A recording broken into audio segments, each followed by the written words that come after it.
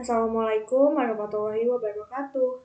Perkenalkan, nama saya Winda dengan NPM 1918031017 dari Program Studi Farmasi Fakultas Kedokteran Universitas Lampung.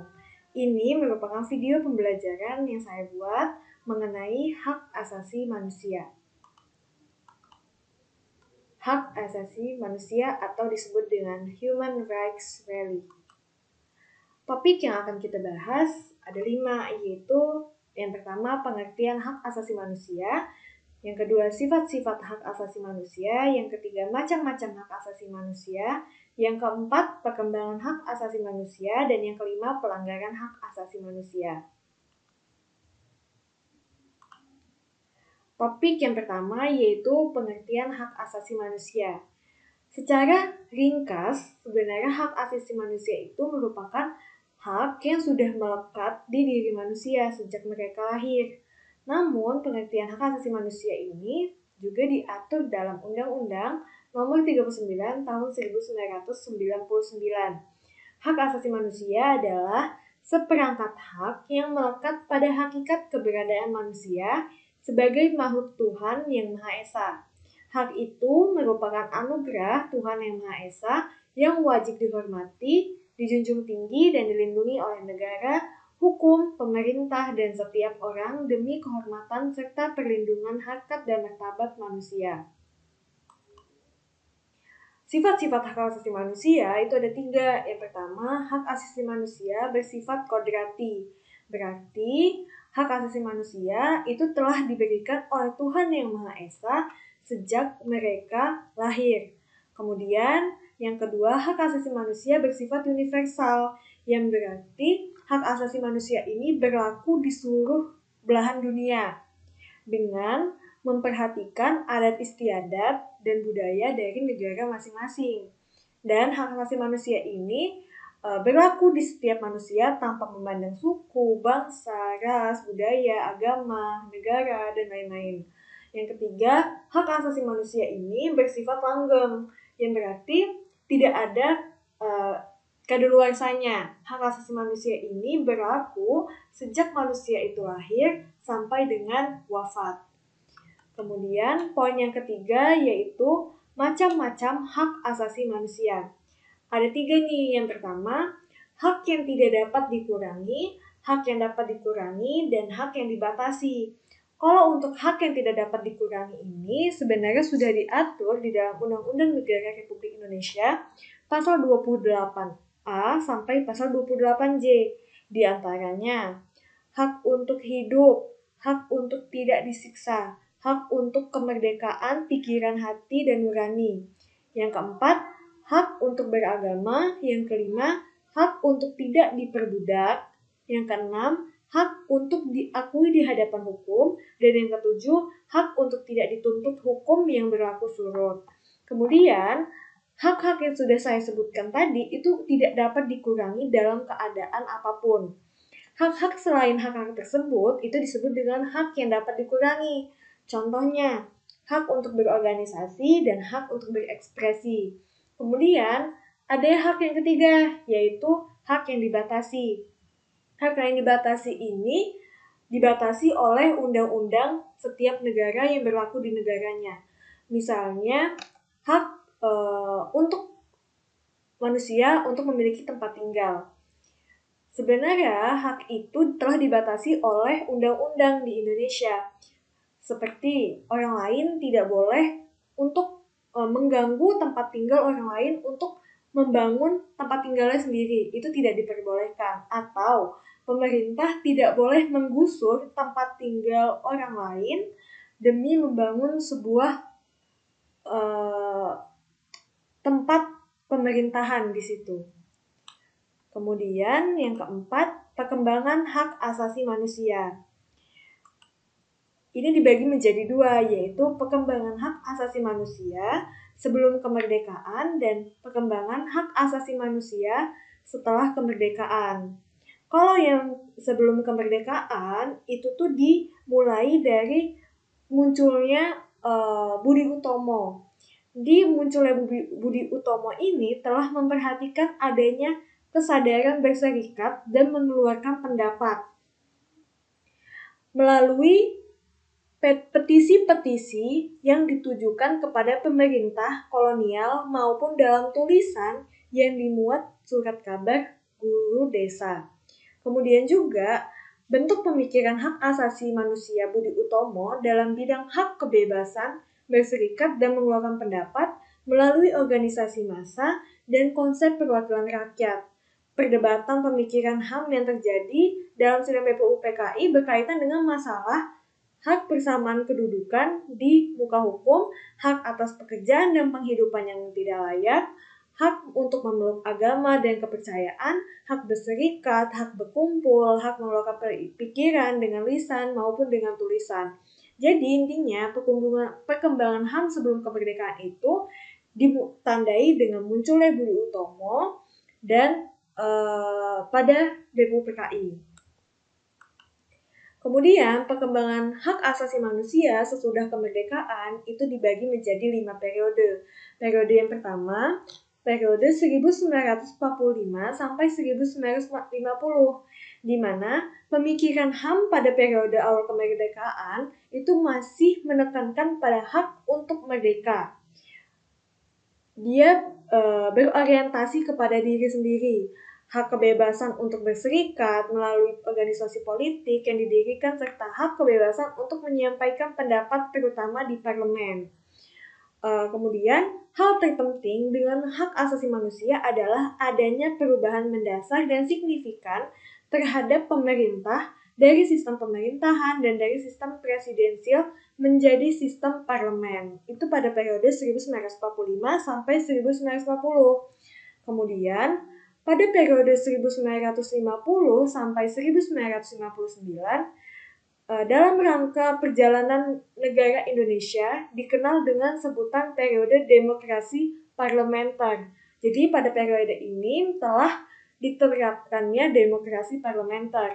Pemikiran hak asasi manusia pada periode ini mendapatkan momentum yang sangat membanggakan. Karena suasana kebebasan yang menjadi semangat demokrasi atau demokrasi parlementer mendapatkan tempat di kalangan elit politik. Kemudian, selain itu juga, pada periode ini itu telah terjadi munculnya partai-partai politik dengan beragama yang berideologi, kemudian adanya kebebasan pers, kemudian pelaksanaan pemilu secara aman, bebas, dan demokratis, kemudian kontrol parlemen atas eksekutif, dan yang terakhir perdebatan hak asasi manusia secara bebas dan demokratis. Pada periode yang kedua ini sudah lebih baik daripada periode yang pertama. Kemudian periode yang ketiga yaitu periode 1959 sampai 1966, yaitu periode ini merupakan masa berakhirnya demokrasi liberal di Indonesia dan digantikannya dengan sistem demokrasi terpimpin yang berpusat pada kekuasaan presiden. Menurut Presiden Soekarno, demokrasi parlementer itu tidak sesuai dengan karakter bangsa Indonesia. Dengan sistem demokrasi terpimpin, kekuasaan berpusat di tangan presiden, presiden tidak dapat dikontrol oleh parlemen, sebaliknya parlemen dikendalikan oleh presiden. Kekuasaan Presiden Soekarno absolut, bahkan dinobatkan sebagai Presiden Republik Indonesia seumur hidup. Semua pandangan politik masyarakat harus berjalan dengan kebijakan pemerintah yang otoriter. Jadi, pada periode ini hak asasi manusia itu mengalami penurunan karena pemerintah kita itu berubah menjadi pemerintahan yang otoriter. Kemudian, pada periode selanjutnya, pada periode 1966 sampai 1998, disebut juga periode Orde Baru, di mana memandang HAM dan demokrasi sebagai produk barat yang individualistik dan bertentangan dengan prinsip gotong royong dan kekeluargaan yang dianut oleh bangsa Indonesia. Di antaranya, butir-butir penolakan pemerintah Orde Baru terhadap konsep universal HAM itu ada yang pertama, hak asasi manusia adalah produk pemikiran barat yang tidak sesuai dengan nilai-nilai luhur budaya bangsa yang tercermin dalam Pancasila. Yang kedua, bangsa Indonesia sudah terlebih dahulu mengenal HAM sebagaimana tertuang dalam Rumusan UUD 1945 yang lahir terlebih dahulu dibandingkan dengan Deklarasi Universal HAM. Kemudian yang ketiga, isu HAM seringkali digunakan oleh negara-negara barat untuk memojokkan negara yang sedang berkembang seperti Indonesia. Jadi pada pemerintahan Orde Baru ini, hak asasi manusia itu semakin dibatasi karena ada pandangan-pandangan yang seperti tadi, yang seperti yang sudah saya sebutkan. Kemudian yang periode terakhir itu namanya periode pasca Orde Baru, di mana tahun 1998 ini adalah era yang paling penting dalam sejarah hak asasi manusia di Indonesia. Lengsernya tampuk kekuasaan Orde Baru sekaligus menandai berakhirnya rezim militer di Indonesia dan datangnya era demokrasi dan HAM pada masa Habibie misalnya. Perhatian pemerintah terhadap pelaksanaan hak asasi manusia mengalami penaikan yang signifikan. Lahirnya TAP MPR nomor 17 tahun /MPR, saya ulangi, dengan adanya TAP MPR nomor 17 /MPR 1998 tentang hak asasi manusia merupakan salah satu indikator keseriusan pemerintah era reformasi akan penegakan hak asasi manusia.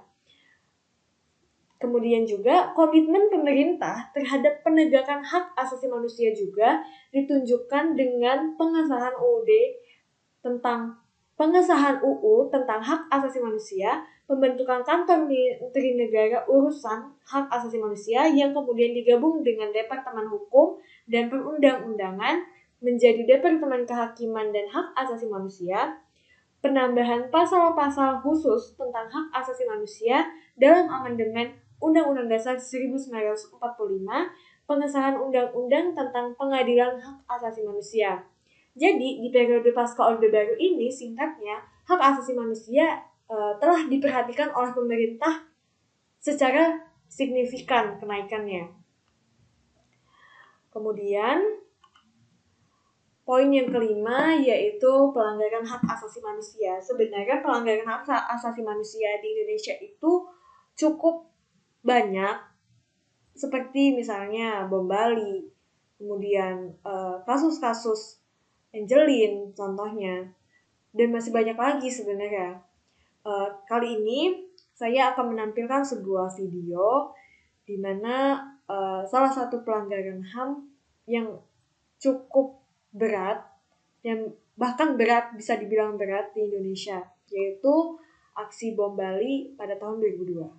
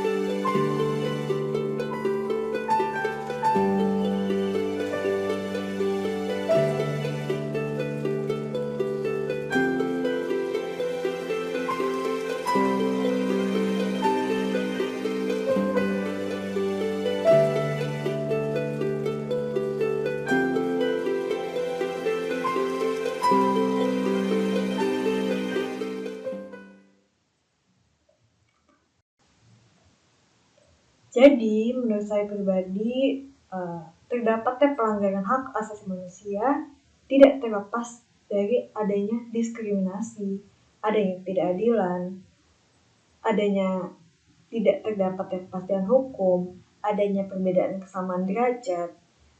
Itu adalah penyebab dari pelanggaran hak asasi manusia. Kemudian, solusinya apa? Yaitu dengan saling menghormati dan menghargai sesama manusia adalah salah satu pencegahan dari pelanggaran hak asasi manusia.